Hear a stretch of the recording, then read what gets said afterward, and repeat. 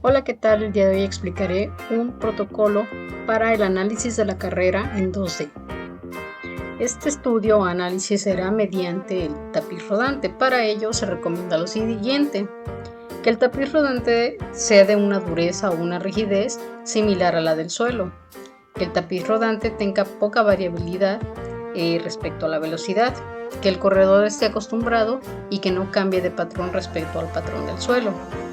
Y de manera opcional, pero también es recomendable, debemos marcar la línea media del tapiz rodante, y para ello vamos a calcular el punto medio del tapiz rodante y lo pondremos a rodar y marcaremos con un rotulador grueso blanco la línea media. Esto nos va a permitir hacer una referencia conocida para el análisis del video.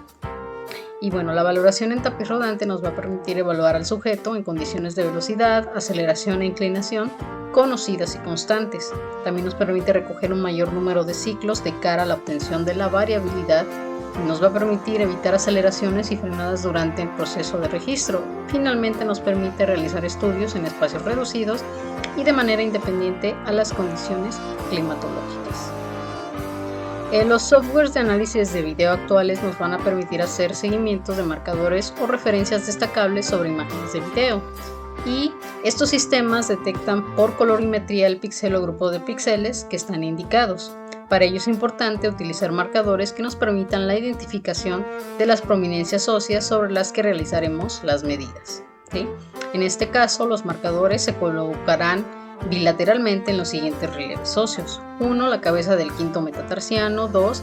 Vertical posterior del talón sobre el calzado; 3. Malleolo peroneal; 4. Epicóndilo lateral del fémur; 5. Trocante mayor; 6. Espina ilíaca anterosuperior; 7. Espina ilíaca posterosuperior y C7. La iluminación juega un papel fundamental en este tipo de análisis de video. Si nuestro objetivo es conseguir una buena imagen de los marcadores, sin necesidad de una buena calidad de imagen del resto de aspectos cualitativos de la imagen, no va a ser necesario una buena iluminación ambiental. Por el contrario, si nuestro objetivo es conseguir la máxima calidad de imagen en todo el entorno, perdiendo algo de contraste de los marcadores, el montaje debe de ser con una buena iluminación ambiental, preferentemente natural, o luz LED para evitar el efecto de parpadeo de la luz sobre el video final. En cuanto a las cámaras, se recomienda que tengan una resolución de Full HD 1920 x 1080, una frecuencia de captura de 240 fps y una resolución mínima recomendada de 640 x 480, una frecuencia de 120 fps para planos pequeños. La frecuencia de captura debe ser la mayor posible de cara a conseguir una imagen más nítida. Actualmente algunas cámaras de teléfonos celulares ofrecen alta calidad y alta frecuencia de captura, convirtiéndolos en una buena herramienta que está a disposición de muchos deportistas y entrenadores. Siempre que se realiza un análisis en 2D de movimientos, se va a sufrir de un problema de perspectiva. Para poder minimizar ese error, se tiene que tener en cuenta que la cámara deberá estar colocada siempre de manera perpendicular al plano de movimiento a ejecutar.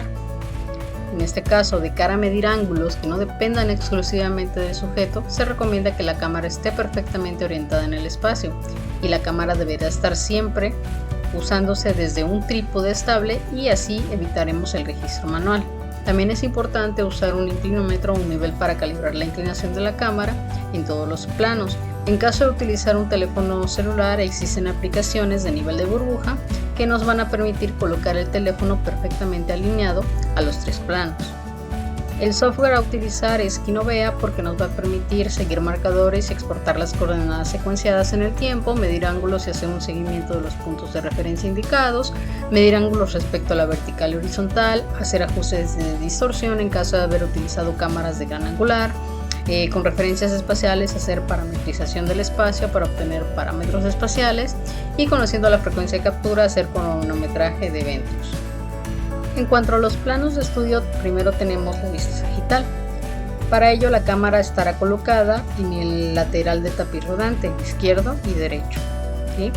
En el borde superior del video deberíamos poder ver la pelvis y la zona lumbar, y debemos poder observar la parte más anterior y posterior del tapiz rodante para ver la zona de contacto y despegue.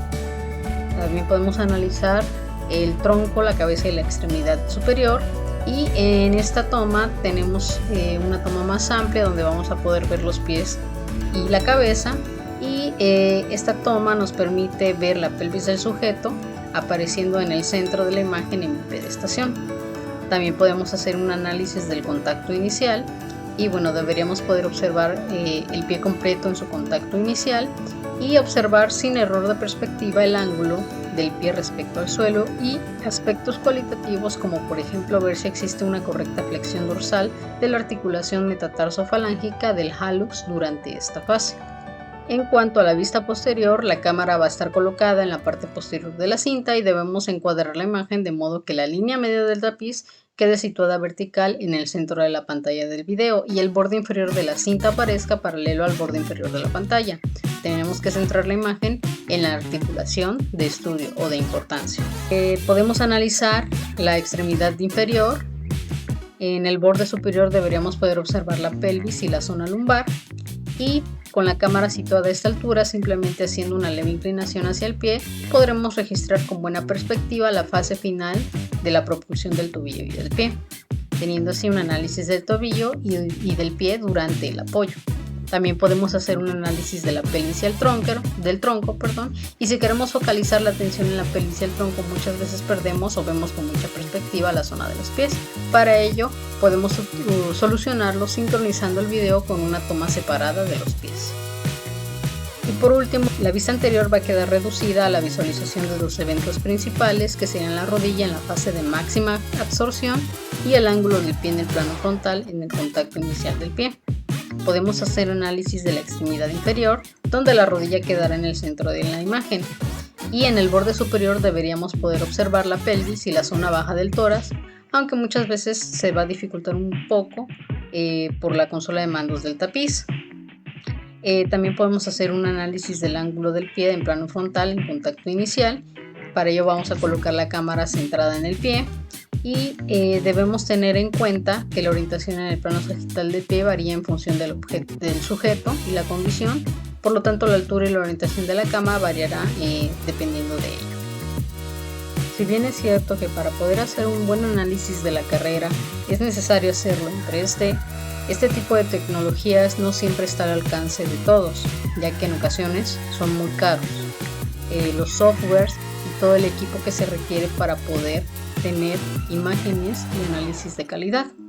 Para ello se proponen este tipo de análisis 2D y con fin de evitar o minimizar los errores derivados de las capturas de video es necesario tener en cuenta aspectos como la colocación de la cámara, tener una cámara con frecuencia de captura y resolución adecuadas, usar marcadores y tener en cuenta cuáles van a ser los objetivos de nuestro estudio para hacer las tomas adecuadas. Esto sería todo por hoy. Espero te haya gustado el video y que este tipo de protocolos te pueda servir para hacer un análisis de tu carrera y mejorar en aspectos técnicos. Hasta pronto.